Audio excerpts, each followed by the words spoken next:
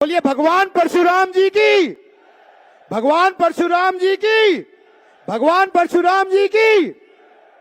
मंच पर विराजमान हमारे प्रदेश के यशस्वी मुख्यमंत्री कर्मयोगी श्री नायब सिंह सैनी जी, श्री ब्रिजेश पाठक जी, उत्तर प्रदेश के उप मुख्यमंत्री और बड़े भाई, मैं स्वामी संपूर्णानंद जी महाराज, हमारे बड़े भाई श्री विप्लव देव जी, श्री सुरेंद्र नागर जी, श्रीमती रेखा शर्मा जी, डॉक्टर अरविंद शर्मा जी, पंडित विनोद शर्मा जी, श्रीमती शक्ति रानी शर्मा जी, श्री डीपी वत्स, श्री अजय मित्तल जी, श्री रामविलास शर्मा जी, श्री कालिदास महाराज जी, हमारे आदरणीय हैं, पूजनीय हैं, अमृता दीदी जी, और साथ में मंच पे विराजमान श्री योगेश्वर दत्त जी, श्रीमती बंतो कटारिया जी, श्री हरिराम दीक्षित जी, स्वामी कृष्णकांता जी, प्रमोद कौशिक जी,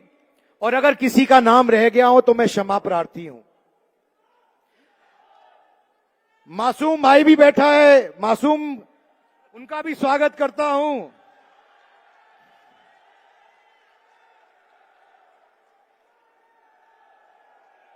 मैं देश के आज सभी दुश्मनों से है आपके माध्यम से कुछ कहना चाहता हूं। ये सच है कि भारत युद्ध की नहीं बुद्ध की भूमि है, लेकिन ये भी सच है कि भारत परशुराम जी की भी भूमि है। और जब परशुराम जी का फरसा चलता है तो जो भारत के दुश्मन कहीं भी किसी भी दुनिया के कोने में बैठे हों, मैं उनको इस बात का से अवगत कराना चाहता हूं कि हमारे देश के अंदर एक ऐसे प्रधानमंत्री जी हैं जिन्होंने एक बात कही थी और कहा था, ना आंख झुका के बात करेंगे, ना आंख उठा के बात करेंगे, आंख में आंख डाल के बात करेंगे। और आज समय आ गया है कि आंख में आंख डाल के बात की जाएगी। मुझे पूरा विश्वास है, भरोसा है माननीय प्रधानमंत्री श्री नरेंद्र मोदी जी पर और उनकी नीतियों पर, क्योंकि आज भारत बदल गया है। आज वो भारत नहीं है कि देश के दुश्मन भारत में घुस के 26/11 जैसी हरकत करके चले जाएं। आज एक अलग भारत में है और इस भारत की गूंज और वो जो कायरता पूर्वक घटना पहलगाम में हुई है, उसका बहुत करारा जवाब मिलेगा। एक एक व्यक्ति से हिसाब लिया जाएगा। मैं धन्यवाद करना चाहता हूं माननीय मुख्यमंत्री जी का, मैं धन्यवाद करना चाहता हूं श्री नरेंद्र मोदी जी का, जिन्होंने इस चुनाव के अंदर एक नया इतिहास बनाने का काम किया है। उन्होंने हरियाणा के इतिहास में सबसे ज्यादा ब्राह्मणों को टिकट देने का काम किया है। और मैं धन्यवाद करना चाहता हूं अपनी देवतुल्य जनता का कि आप लोगों ने अपना विश्वास भारतीय जनता पार्टी में और श्री नायब सिंह सैनी जी में जताकर एक नया इतिहास और कीर्तिमान बनाने का काम किया है। सबसे ज्यादा ब्राह्मण विधायक जिताकर पहली बार चंडीगढ़ भेजने का काम किया है।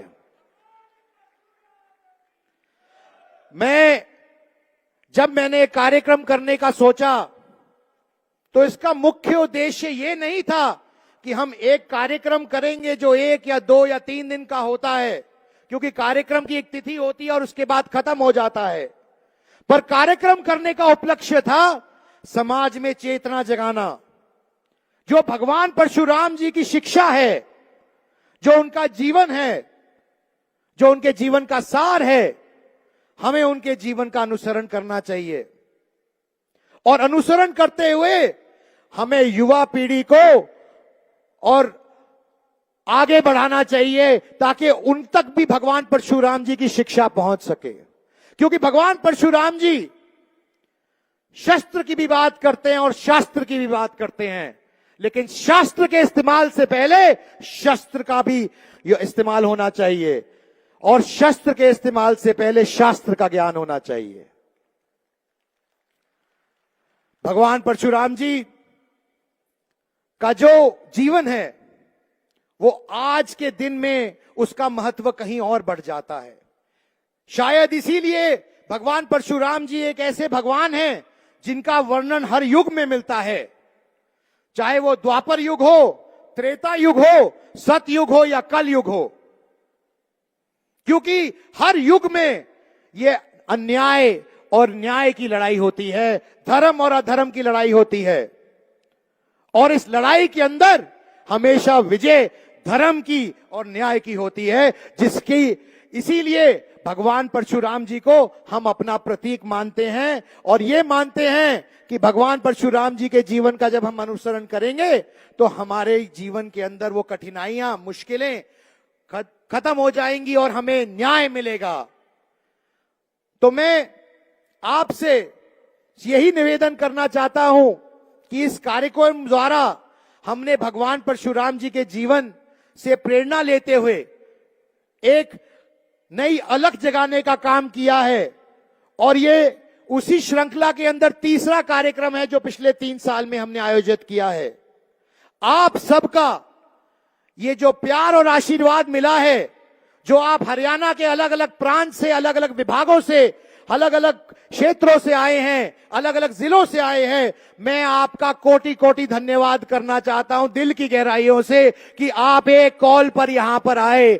मैं आपका कृतज्ञ हूं और मैं आपको विश्वास दिलाता हूं कि माननीय मुख्यमंत्री जी एक ऐसे मुख्यमंत्री हैं, नॉन स्टॉप मुख्यमंत्री, जो जब से मुख्यमंत्री बने हैं रुके ही नहीं हैं। वो सुबह के 5 बजे से लेकर रात के 2 से 3 बजे तक लोगों से मिलते हैं, और मुझे इस बात पे पूर्ण रूप से भरोसा है कि हमारा अच्छा समय आ रहा है और इनके माननीय नायब सिंह सैनी जी के नेतृत्व में हरियाणा एक विकसित प्रदेश के तौर पे काबिज होगा 2047 तक। मैं आपकी भी कुछ बात रखना चाहता हूं, समाज की भी बात रखना चाहता हूं। समय का अभाव है तो अपनी बात लंबी नहीं करूंगा, लेकिन संक्षिप्त पे बोलूंगा जरूर। मैं आज आपको ये बताना चाहता हूं कि जब मैं कार्यक्रम के लिए अलग अलग जिलों में गया, अलग अलग जगहों में लोगों से मिला, बात की, रायशुमारी की, तो अनेकों बातें सामने आई, और जो भी विषय आपके हैं, समाज के हैं, मैं माननीय मुख्यमंत्री जी के आगे रखने का काम करूंगा। मैं आपको इस बात का विश्वास दिलाता हूं, लेकिन मुझे इस बात का भी विश्वास है कि जिस सौम्यता से, जिस संवेदनशीलता से माननीय मुख्यमंत्री जी ने हमेशा 36 बिरादरी को साथ लेके चलने का काम किया है और ब्राह्मण समाज के लिए भी संवेदनशील रहे हैं, उसी तरीके से आपके भी जो डिमांड हैं, मांगे हैं, उनके प्रति भी वो पूर्ण रूप से प्रयास करेंगे। मुझे पूर्ण रूप से विश्वास है। मैं माननीय मुख्यमंत्री जी से निवेदन करना चाहता हूं, क्योंकि ये बात अलग अलग जगह से उठ के आई। पंडित विनोद शर्मा जी ने अपनी उद्बोधन में ये बात पहले ही कही है, लेकिन मैं एक बात उनसे पुनः निवेदन करना चाहता हूं कि जो भी विषय हैं मैं बिंदुवार तरीके से आपके सामने रखूंगा, और मैं निवेदन करूंगा कि आप इसके ऊपर जो संभव हो प्रयास करें, क्योंकि मैं जानता हूं कि हम जो कहते हैं वो करते हैं, और आप बहुत इस विषय के अंदर बहुत ही आपका एक ऐसा रूप स्वरूप देखने को मुझे पिछले 1 साल में मिला है कि जो आप ठान ले वो कर लेते हैं, और आपका आशीर्वाद हमें चाहिए। माननीय मुख्यमंत्री जी, मैं धन्यवाद करना चाहता हूं आपका कि आपके सौजन्य से और माननीय मनोहर लाल जी के सौजन्य से जो फरावर की जमीन के अंदर जो त्रुटियां थी, कमियां थी, उसको आपने हटाने का काम किया, माननीय मनोहर लाल जी ने हटाने का काम किया, और बाबूजी ने एक ऐसी व्यवस्था बनाई, विनोद शर्मा जी ने, कि आने वाले समय में कभी भी ऐसी परिस्थिति ना बने कि वो जमीन दोबारा निरस्त हो या वापस आए। ऐसे व्यवस्थित संयोजित तरीके से ये काम किया। उन्होंने हमेशा समाज की लड़ाई लड़ने का काम किया, चाहे ईपीबीजी की लड़ाई रही हो, चाहे धोली के मालिकाना हक की लड़ाई रही हो। और मैं आपको विश्वास दिलाना चाहता हूं कि जैसे भगवान परशुराम जी भी अपने पिता के पद चिन्हों पे चले, मैं भी अपने पिता के पद चिन्हों पे चलूंगा, आपकी सेवा करूंगा, माता पिता की सेवा करूंगा और समाज की सेवा करूंगा। आपका प्यार ऐसा बना रहे, आशीर्वाद बना रहे, इसी की कामना करता हूं। मैं ये भी निवेदन करना चाहता हूं समाज से कि सरकार अपना काम करेगी और करती है, हमें भी अपनी तरफ से प्रयास करने की जरूरत है। हमें भी इस तरह के प्रयास करने की जरूरत है ताकि हम भी अपने समाज को आगे बढ़ा सके। और इसी श्रृंखला के अंदर मैं एक दो चीजें आपके सामने जरूर रखूंगा आज। सबसे पहले मैं आपसे निवेदन करना चाहता हूं, खासकर अपने युवा साथियों से निवेदन करना चाहता हूं कि जो हम लोग भगवान परशुराम जी की प्रतिमा लगाते हैं, जो उनके स्टैचू लगाते हैं पार्कों में, धर्मशालाओं में, यो हमारे आदरणीय हैं, पूजनीय हैं, बहुत अच्छी बात है, लेकिन कहीं ना कहीं उनका अनादर होता है क्योंकि उनकी साफ सफाई ठीक से नहीं होती। मैं अपने युवा पीढ़ी के साथियों से मैं ये निवेदन करना चाहता हूं कि आप और मैं आज एक संकल्प लें कि हम सब मिलकर हर रविवार उनके जहां पर भी भगवान परशुराम जी की प्रतिमा है, स्टैचू है, चौक है, हम अपना कीमती समय निकाल कर जाएं और वहां पर खुद स्वयं से सेवा करनी शुरू करें ताकि हमारे आदरणीय भगवान का जो प्रतिमा है उसका अनादर किसी भी प्रकार ना हो। मैं खुद स्वयं आपके साथ ये सेवा करूंगा। मैं दूसरा विषय रखना चाहता हूं। भारत को जब सोने की चिड़िया कहा जाता था तो इसलिए नहीं कहते थे कि हमारे पास दुनिया का सबसे ज्यादा सोना था। वो इसलिए कहा जाता था कि भारत हर प्रकार के ज्ञान का केंद्र था, चाहे वो आध्यात्मिक ज्ञान हो, चाहे वो भौतिक ज्ञान हो या किसी भी प्रकार का विज्ञान हो। कहीं ना कहीं हमसे वो संज्ञा छूट गई और आने वाला समय भी ज्ञान का है। दुनिया में 70% जो आने वाले व्यवसाय बनेंगे वो ज्ञान से उत्पन्न होंगे। और आज एक मौका है, एक यशस्वी प्रधानमंत्री श्री नरेंद्र मोदी जी ने जो कॉल दी है भारत को एक विकसित देश बनाने की 2047 तक, उसका रास्ता भी ज्ञान की धारा से होके जाता है। और ब्राह्मण समाज का ज्ञान के साथ बहुत ही गहरा रिश्ता है, नाता है। कहीं ना कहीं ब्राह्मण समाज के पास यह दायित्व भी रहा है कि ज्ञान को बढ़ाए, उसका प्रचार प्रसार करे पूरे समाज में, 36 बिरादरी में, और हजारों साल से वह करता भी आया है। तो उसी के उपलक्ष्य में मैंने एक छोटी सी शुरुआत की है जो कि मैं आपके सामने रखना चाहता हूं। हमारे प्रदेश में 22 जिले हैं, लेकिन उसके अतिरिक्त हमारे यहां बहुत सी धर्मशालाएं हैं। हर जिले में कई धर्मशालाएं हैं, शहरों में धर्मशालाएं हैं। तो मैं मानता हूं कि हमारे को भगवान परशुराम जी के नाम पर भगवान परशुराम जी के ही प्रेरणा लेते हुए भगवान परशुराम जी ज्ञान गंगा केंद्र की स्थापना करना चाहता हूं। मैं उसकी आज घोषणा करना चाहता हूं और माननीय मुख्यमंत्री जी के कर कमलों से उसका लॉन्च कराएंगे। अभी मैं आपको उसकी जानकारी देना चाहता हूं संक्षिप्त में। जो भी धर्मशाला हमारे साथ आकर इस कार्यक्रम के अंदर इनरोल करना चाहती है, आप सब सादर आमंत्रित हैं। हम युवा पीढ़ी के बच्चों के लिए जो पढ़ना चाहते हैं, जिनको कोचिंग क्लासेस चाहिए, चाहे वो आईएएस की तैयारी हो, यूपीएससी की तैयारी हो, या फिर वो एचएससी की तैयारी हो, या फिर वो किसी भी तैयारी, फिट जी की तैयारी हो, क्लैट की हो, जीई की तैयारी हो, कोई भी ऐसा कार्यक्रम जो पढ़ना चाहते हैं, उसके लिए हम लगभग 200 धर्मशालाओं में निजी खर्च से प्राइवेट वर्चुअल कोचिंग क्लासेस शुरू करेंगे संस्थान द्वारा, ताकि हर धर्मशाला में ज्ञान दोबारा से उत्पन्न हो सके।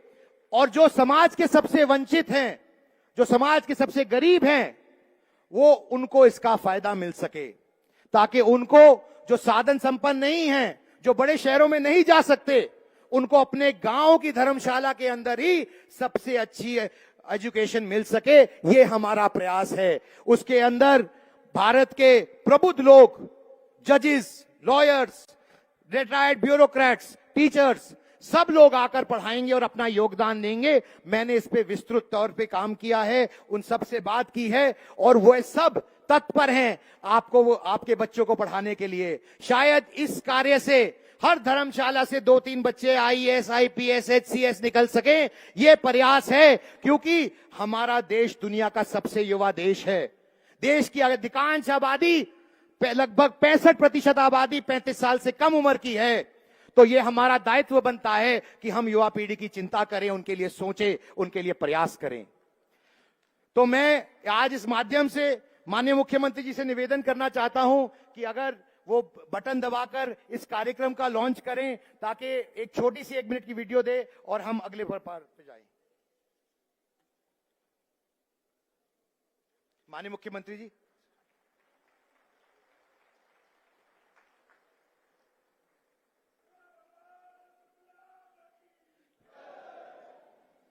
ये कार्यक्रम आपके सौजन्य से, आपके आशीर्वाद से पूरे हरियाणा में सारी की सारी धर्मशालाओं में चलेगा, ताकि और जो भी इस धर्मशाला के इसका हिस्सा बनना चाहें वो सिर्फ हमारे को जानकारी दे, बाकी सारा काम हम करेंगे। मैं माननीय मुख्यमंत्री जी आपके सामने एक बात और रखना चाहता हूं। जो बात बाबू जी ने, पंडित विनोद शर्मा जी ने रखी, मैं उसको दोहराऊंगा नहीं क्योंकि समय का अभाव है और सब लोग उत्सुक है माननीय मुख्यमंत्री जी की बात सुनने का, उनकी भाषण सुनने का।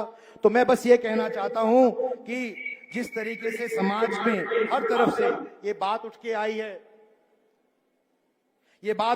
है, तो मैं आपके सामने रखना चाहता हूं कि ब्राह्मण आयोग का या किसी भी तरीके से इसकी जो हुई है पूर्ति हो सके। साथ ही साथ में मैं आपके सामने एक डिमांड रखना चाहता हूं कि प्रत्येक जिले में भगवान परशुराम छात्रावास का निर्माण कराया जाए और उसके लिए जमीन दी जाए। मैं आपका आभारी हूं कि आपने राज्य स्तरीय एक कार्यक्रम की घोषणा करवाई है। साथ ही साथ मैं आपके ये भी निवेदन करना चाहता हूं, हर माँ बाप का ख्वाब होता है कि उनका बच्चा पढ़ लिख कर कोई बड़ा मुकाम हासिल करे, लेकिन अक्सर संसाधनों की कमी की वजह से ऐसे सपने बिखर जाते हैं। मैं आपसे निवेदन करना चाहता हूं कि जो ईडब्ल्यूएस के बच्चे हरियाणा सरकार के अंदर आते हैं, वो अगर उनकी उम्र बढ़ाई जा सके, ऐसी बात समाज के कई हिस्सों के सामने से निकल के आई है, तो मैं आपके सामने निवेदन करना चाहता हूं कि आप इस पे गौर करें। अगर ये हो सके तो इसका फायदा 36 बिरादरी को मिलेगा और ब्राह्मण समाज को भी मिलेगा। और गौर ब्राह्मण आयुर्वेदिक कॉलेज में कुछ एमडी और एमएस की सीटें बढ़ाने का एक निवेदन है। मैं आपके सामने ये सारे के सारे विषय बिंदुवार तरीके से लिखित में दूंगा। कालका और अंबाला में भगवान परशुराम पार्क का निर्माण कराया जाए और साथ साथ फरावर वाली भूमि पर भी जो शिक्षा स्थान की बात की गई है, उसका आप जो सरकार अपना प्रयास करेगी, लेकिन सामाजिक कोशिशों से हम उसमें योगदान करेंगे ताकि वहां पर एक ऐसा प्रोजेक्ट बन सके, चाहे लॉ कॉलेज बने, चाहे मेडिकल स्कूल बने या खेल स्टेडियम उसके साथ बन सके। कि 15 एकड़ जमीन है, तो मैं आशा करता हूं कि हर बार की तरह समाज की इन मांगों को भी आप जरूर स्वीकार करेंगे और अपना मार्गदर्शन देंगे। साथियों, आज हम सभी के लिए अपने भीतर भी कुछ बदलाव लाने का अवसर है। मैं सिर्फ ये अपील करना चाहता हूं कि जो बातें मैंने आपके सामने रखी हैं, मैं उन पर पूर्ण रूप से उनको अनुसरण करते हुए आगे बढ़ूंगा और आप लोगों से यही अपील करना चाहता हूं कि मैं आपके बीच में आया था न्योता देने इस कार्यक्रम का। आपने मेरा मान सम्मान बढ़ाया है, इस कार्यक्रम में अपना आशीर्वाद दे गए आज यहां पर इतनी भारी संख्या में पूरे दल बल के साथ आकर, और मैं आपका कृतज्ञ हूं। और मैं हमेशा यही आपसे प्रार्थना करूंगा कि मैं आपके बीच में ना तो किसी सांसद या ना किसी नेता के भी हैसियत से आया हूं, आपका हूं, आप ही में से हूं, आप ही का रहूंगा, आपका भाई हूं, बेटा हूं, और जो आपके लिए कर सकूं, जितना भगवान परशुराम जी ने मुझे सामर्थ्य दिया है, प्रयास करूंगा कि कोशिश करूंगा कि उससे ज्यादा बढ़ के कुछ कर सकूं। बहुत बहुत धन्यवाद। जय भगवान परशुराम, जय भारत मां, जय हरियाणा।